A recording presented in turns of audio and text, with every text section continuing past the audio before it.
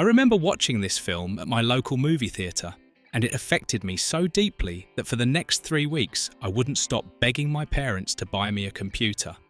From that moment on, my passion for technology followed me for the rest of my life, leading me into a full-time career in IT that I'm still pursuing at the age of 51. Not many films can shape my future, but this one did.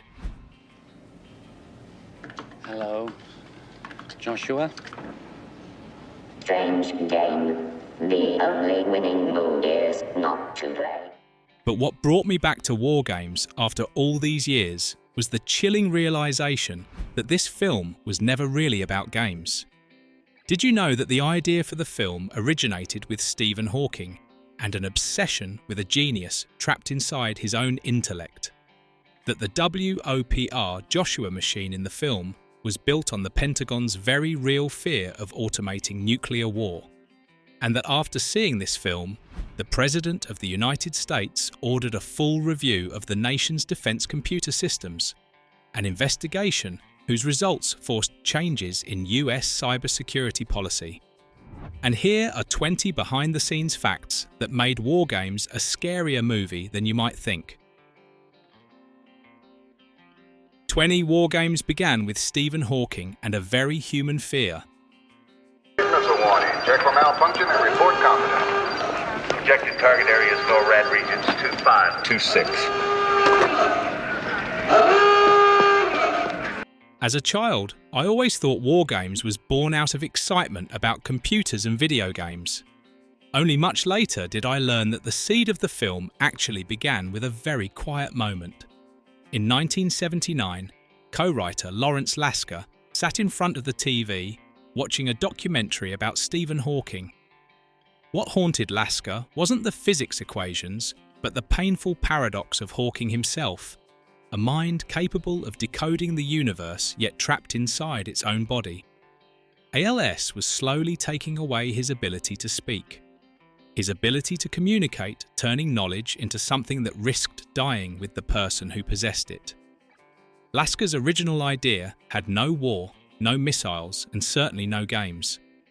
There was only an aging genius close to death, carrying an intellectual legacy too dangerous to disappear and forced to rely on a younger genius. A brilliant, rebellious boy dismissed by everyone because he was too young. Lasker brought this idea to Walter F. Parks, a former classmate and producer. The early script was titled "The Genius, More an Intellectual Tragedy Than an Entertainment Film." Then the outside world began to seep into the story. When they received research support from the Stanford Research Institute, new elements appeared: computers hacking video games, and above all, the taut, nerve-wracking atmosphere of Cold War America. WarGames was not born from technology. It was born from the fear of losing control over human intelligence. 19. UOPR wasn't imaginary, it was the Pentagon's real obsession.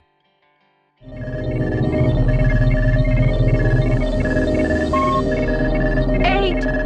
Must be caught in the loop, storing more and more power from the rest of the system. When I first watched WarGames, I thought WOPR was just a Hollywood supercomputer, big, cold monotone designed to look cool. The truth is, the most frightening thing about WOPR isn't its design. It's how accurately it reflects the US military's real anxieties. In the late 1970s and early 1980s, the Pentagon was obsessed with a very practical question. Were humans fast enough to respond to nuclear war? The answer was increasingly no. Reaction times were measured in minutes, errors in seconds. And so the military began experimenting with systems that had previously existed only on paper. Early warning networks, counter-strike simulations, and semi-automated decision-making. And that was the problem. WarGames didn't invent WOPR. It simply gathered all those fears together and asked one deeply uncomfortable question. What happens if the system makes a mistake and no human has the authority to stop it? Joshua doesn't rebel, isn't evil, and has no desire to rule the world. It does exactly one thing: calculate every possibility and choose the optimal move. And that is precisely why it's more terrifying than any traditional villain. WarGames isn't a warning about machines. It's a warning about humanity's blind faith in machines. 18. Dr. Falcon was almost played by John Lennon and the wheelchair was removed. It's a bluff, John. Call it off. No, it's not a bluff. It's real. Hello, General Barringer. Stephen Falcon. The character of Dr. Stephen Falcon has always sent a chill down my spine. He doesn't shout, threaten, or manipulate anyone. He's simply tired of the world, and tired of his own intellect. Few people know that in the original conception, Falcon was written as using an electric wheelchair, a direct connection to Stephen Hawking. A genius limited by his body living in isolation, burdened with an invention he no longer believed humanity was wise enough to use. Even more unbelievable, John Lennon was once considered for the role. According to Lawrence Lasker, Lennon was contacted and even showed interest. A brilliant anti-war artist weary of power Falcon played by Lennon sounds both strange and eerily perfect. History, however, wouldn't allow it. In December 1980, Lennon was assassinated. The role went to John Wood, a quieter, colder choice, but a perfect one. When Martin Brest took over as director, he decided to remove the wheelchair entirely. Fearing the image would make Falcon resemble Dr. Strangelove, a satirical icon, rather than a tragic figure. That decision inadvertently made the character even more unsettling. Falcon is fully lucid, and he has consciously withdrawn from the world. 17. The film that made a US president ask, "Is this real?" We have a launch detection. We have a Soviet launch detection. BMUs confirmed a massive attack. That's a warning, no malfunction. Confidence is high. I repeat, confidence is high. Very few films can claim to have directly influenced national policy. WarGames is one of them. Just one day after its release, President Ronald Reagan watched WarGames at Camp David. The following week, during a national security meeting, he suddenly stopped and asked, "Is it possible for someone to break into our computer systems?" It wasn't a casual question. General John Vesey, chairman of the Joint Chiefs of Staff, was tasked with investigating. The findings sent a chill through the entire security establishment. Not only was it possible, it was highly feasible. The irony was that the US government itself was already hacking systems in the Soviet Union and China. They knew very well that computers were anything but invulnerable. Just 1 year later, cybersecurity became a national priority. The Computer Fraud and Abuse Act was passed, the first law designed to protect computer systems from unauthorized access. A film about a boy playing games, a president's question, and a real-world policy shift. That was the moment WarGames stepped off the screen and straight into history. 16. WarGames was ahead of its time because it was written with real hackers.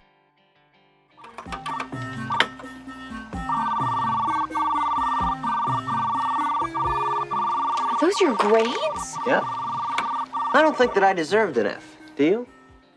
When I watched WarGames as a kid, I assumed the hacking scenes were just playful fantasy.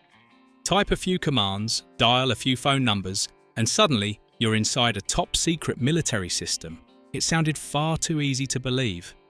But the older I got and the more I read about the film's background, the more I realised that many of its details came from real-life hackers. While writing the script, Lawrence Lasker and Walter Parks didn't sit around guessing.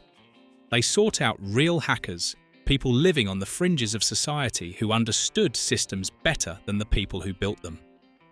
One of them was John Captain Crunch Draper, a legend of phone phreaking. He discovered that by blowing into a plastic whistle once included in cereal boxes, you could generate the exact tone needed to unlock the Bell telephone network and make free calls. It sounds like a joke, but it was real and it exposed a fatal flaw. Complex systems can sometimes be broken by the most ridiculous things. They also met David Scott Lewis, known for his ability to find backdoors in systems thought to be impenetrable. Lewis told them about war dialing, letting a computer automatically dial thousands of phone numbers, patiently waiting for a door to crack open. No genius required, just time and persistence. These stories went straight into the film without embellishment or simplification. Even one of the film's most chilling details, setting the number of players to 0, so the machine plays itself, was inspired directly by those hackers. WarGames wasn't ahead of its time. It was simply more honest than its time. 15. Released at the peak of the Cold War, WarGames never lets anyone breathe. Watching WarGames today, it's easy to treat it as a nostalgic film. Old computers, green text, dry beeping sounds. But in 1983, the film felt urgent. The Cold War was so tense that a single misunderstanding could trigger the end of the world. Intermediate-range missiles were being deployed. NATO was preparing the Able Archer exercise. Both sides were obsessed with the same scenario, a surprise nuclear strike. In that context, WarGames didn't feel like entertainment. It felt like a nightmare simulation. Audiences at the time weren't asking, "Is this good?" They were asking, "Could this happen?" What makes WarGames chilling isn't its effects or its music, but its structure. An automated system, a false assumption, and humans believing they are still in control. The film isn't about war, it's about error, about how systems designed to protect humanity can push it to the brink simply because they don't understand the concept of intent. And that's why, even today, the film hasn't aged at all. 14. General Beringer, when real life walked straight into the scripts. Does what make any sense? That. Look, I don't have time for a conversation right now. General, are you prepared to destroy the enemy? You betcha. You probably remember General Beringer as the embodiment of hard authority, cigar smoking, sharp-voiced, with eyes that tolerate no mistakes. He's the kind of character whose presence instantly silences the room. Few people know that Beringer wasn't entirely fictional. He was directly inspired by a real person, James Hartinger, the commander of NORAD at the time. When Lasker and Parks were given a tour of the Cheyenne Mountain complex, they didn't just see screens and bunkers. They saw the people behind decisions that could not be wrong. After the tour, Hartinger walked up to them and joked, "So are you guys writing a movie about me?" Then he invited them out for drinks. The remark sounded casual. But during that conversation, the writers realized something crucial. The people who hold life and death power aren't monsters. They're human. And precisely because of that, they understand the fear of handing decision-making over to machines. Hartinger supported the film's message. He admitted his concern about machines taking control, then said something both confident and unsettling. "Damn it, you're right. I sleep well, knowing I'm in charge." That line became the key to Beringer's character, a man who believes in discipline and control, but understands that once control leaves human hands, everything changes. 13. The climax was a behind-the-scenes nightmare. Hello. Joshua? Strange game. The only winning move is not to play. I still remember the climax of WarGames as looking fairly simple.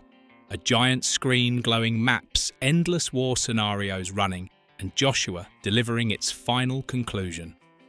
But more than 30 years ago, this sequence was a technical nightmare. There was no CGI and no real-time rendering. What you see on the NORAD screens was the result of a system so complex it's hard to believe. 5 film projectors were placed behind the set to project onto 5 large screens. 7 more projected backward onto the smaller screens below. Everything had to be perfectly synchronized, miss a single beat, and the entire shot collapsed. Visual effects supervisor Michael Fink even developed what was then the brightest strobe lighting system in the world for 24 frames per second film to simulate nuclear blast effects on the screens. And the entire setup was controlled by an Apple II computer, a home computer running cinema's vision of the apocalypse. The irony was almost perfect. A film warning about dependence on machines was created using the very limitations of the machines of its time. 12. The NORAD Command Center, the most expensive set and the military's own wet dream. When I first watched WarGames, I believed the filmmakers had been allowed to shoot inside the real NORAD Command Center. The space felt too convincing, vast, cold, filled with screens, lights, and a sense of absolute authority. The truth was exactly the opposite. The production was never allowed inside the real NORAD, so they had to imagine everything. The result was a set that cost $1 million, a massive sum in the early 1980s, and became the most expensive set ever built at the time. Everything was exaggerated: the room's size, the number of screens, the lighting, the sheer scale. Not for accuracy, but to convey the feeling that this is a place where mistakes are not allowed. Director John Badham later admitted that the real-world version was far simpler and more practical. And because of that, he once quipped, half joking, half serious, it was NORAD's wet dream of itself. That line inadvertently exposed the true nature of the set. WarGames doesn't recreate reality. It recreates how people want to believe they are in control. A room big enough, bright enough, and complex enough to hide the truth that with just one wrong signal, all those screens become meaningless. 11. The script-breaking car crash that was kept in the film. Would you agree that the scene where the Jeep crashes through the NORAD gate and flips over is one of the film's most memorable action moments?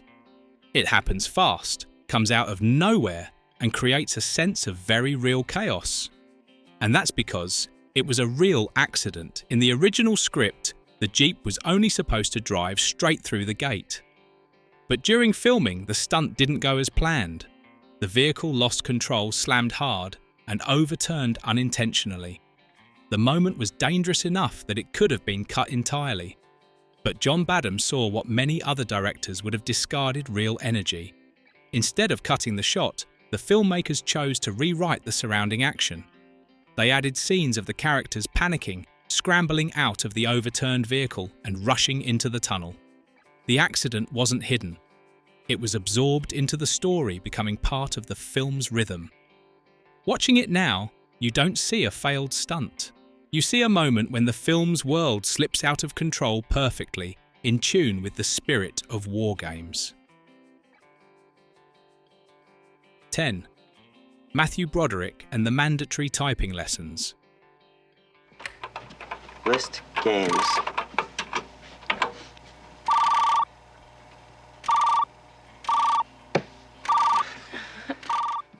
Watching Matthew Broderick as David Lightman. It's easy to believe he's a kid who was born to sit in front of a computer. His fingers fly across the keyboard, his eyes feel at home on the screen. Everything looks natural. The truth is, Broderick had to learn it all from scratch. To keep the performance from feeling fake, the production required Broderick to take serious typing lessons. Not just pecking at keys, but proper posture, proper rhythm, enough to look like someone who had lived with computers for years. And to build genuine muscle memory, the crew even installed a Galaga arcade machine in Broderick's private room for the duration of filming, so he could play for real, get used to it for real, and get genuinely frustrated. It sounds minor, but it reflects WarGames' filmmaking philosophy perfectly. Don't pretend to understand technology. Either you understand it, or you immediately look out of place. That seriousness is why David Lightman never becomes a Hollywood genius. He looks like what he is, a curious, mischievous kid who knows just enough to cause trouble, not a superhuman hacker. 9. Improvised lines that became history. God damn it, I'd piss on a spark plug if I thought it'd do any good. Let the boy in there, Major. List games. Few people know that one of WarGames' most memorable lines wasn't in the script. It came from improvisation. John Badham understood that if the film were nothing but tension and seriousness, it would suffocate itself. So he encouraged the actors to improvise, to speak like real people, and react on instinct. The result was a classic line from General Beringer: "I'd piss on a spark plug if I thought it'd do any good." The line is crude, bizarre, and deeply human. Barry Corbin later revealed that it wasn't written for the film at all. It was inspired by something his cousin actually said. This kind of humour is what sets WarGames apart. It doesn't break tension with obvious jokes, but with very human reflexes, irritation, impatience, blurting out nonsense under unimaginable pressure. And that's exactly why the film feels more believable, more dangerous, and much closer to real life. 8. Joshua's voice read backward to sound emotionless. Joshua's voice is one of the most haunting elements of WarGames. It isn't high or low, angry or threatening. It's flat and cold, as if no one is really on the other end. At first, John Badham considered using a child's voice to echo the memory of Falcon's dead son and add an emotional layer of tragedy. But he ultimately realised that would make the computer seem sympathetic. Badham didn't want Joshua to be sympathetic. He wanted it to be neutral. So he asked John Wood, who played Falcon, to voice Joshua, but with one very strange instruction, read all the dialogue backward. "Shall we play a game became game a play we shall." Badham's explanation was simple. When you read backward, you can't shape emotional rhythm. Every word is forced to come out flat, even without emphasis. And that emotional emptiness created the perfect machine voice. 7. The lakeside scene, a human moment at the edge of the apocalypse.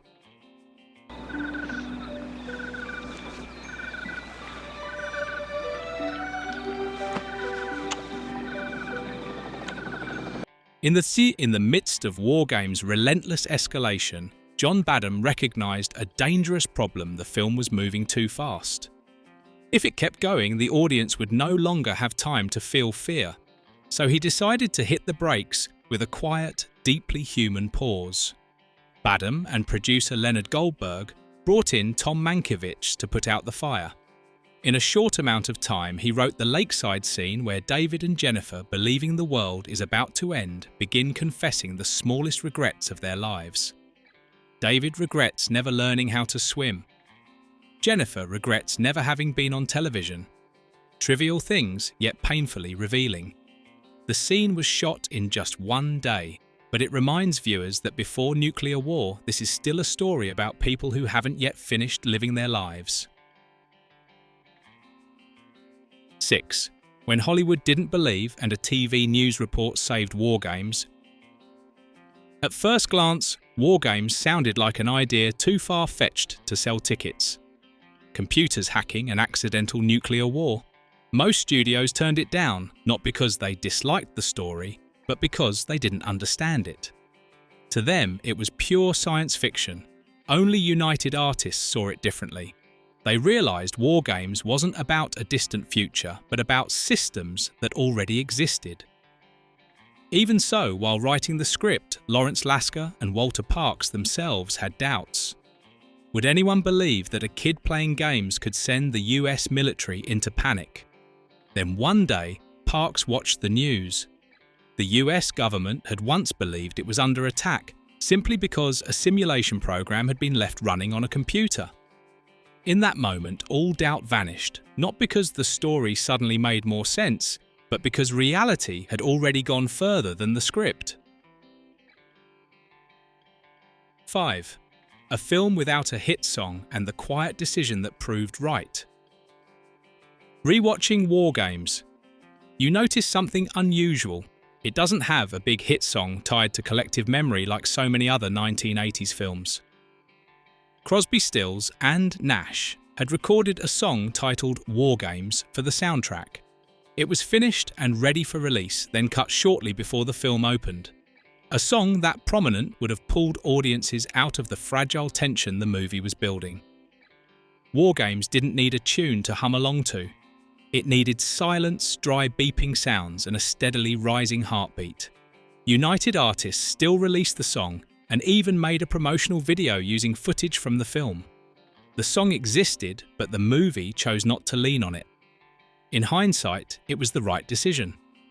WarGames didn't want to be remembered for a song. It wanted to be remembered for the unease that lingered after the screen went dark. 4. When WarGames taught the world how to talk about hacking. Today, firewall is a familiar word. But in the early 1980s, it didn't belong to computers at all. Before that, a firewall was a physical concept, a fire-resistant wall in a building or a barrier between an engine compartment and a car's cabin. WarGames was the first film to use firewall to describe a barrier protecting computer systems. And it used the term naturally, as if everyone already understood it. That very normality is what allowed the word to take root. WarGames didn't explain it. It assumed the audience would get it, and by doing so, it pulled the language of hacking out of technical circles and placed it squarely into popular culture. 3. NORAD wasn't there in real life, but cinema made it real. When watching the exterior scenes of NORAD, many people assume the filmmakers shot in the Cheyenne Mountains. The truth is, they never went there. Instead, the production chose Griffith Park in Los Angeles, using a tunnel near Griffith Observatory, a location familiar to American cinema previously seen in Who Framed Roger Rabbit and Back to the Future Part 2.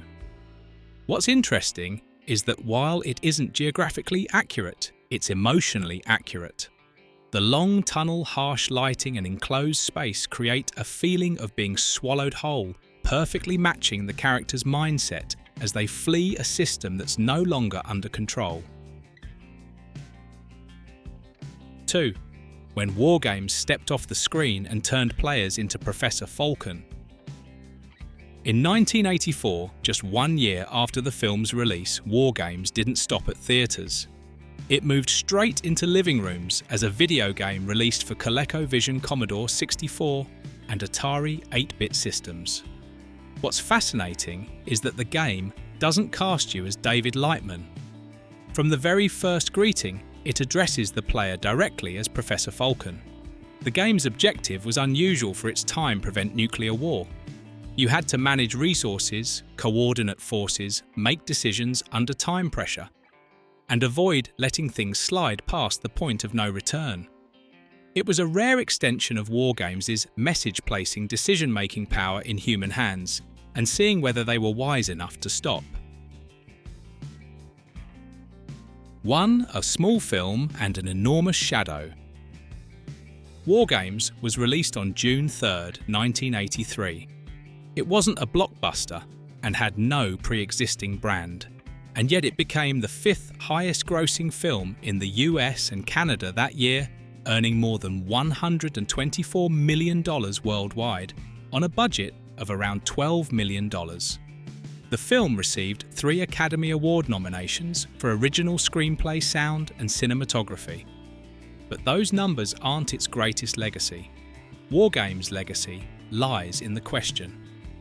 It sent audiences home with a question that hadn't existed before. Are we giving too much power to things that don't know how to hesitate? More than 40 years later, as AI and automation have become part of everyday life, WarGames is no longer a nostalgic film. It's a reminder, old but never outdated. WarGames doesn't say that technology is evil. It asks a question we still haven't fully answered: who is responsible when technology makes decisions for us? The film doesn't need a villain. It doesn't need a heroic sacrifice. It only needs a chain of misunderstandings, a system that's too confident, and humans who believe they're still in control. That's why, more than 40 years later, WarGames hasn't aged at all. If anything, it's more frightening now than when it was first released. If WarGames was part of your childhood, leave a comment about the detail that impressed you most. And don't forget to like, share and subscribe so we can keep digging into films that seem harmless but quietly shaped an entire generation.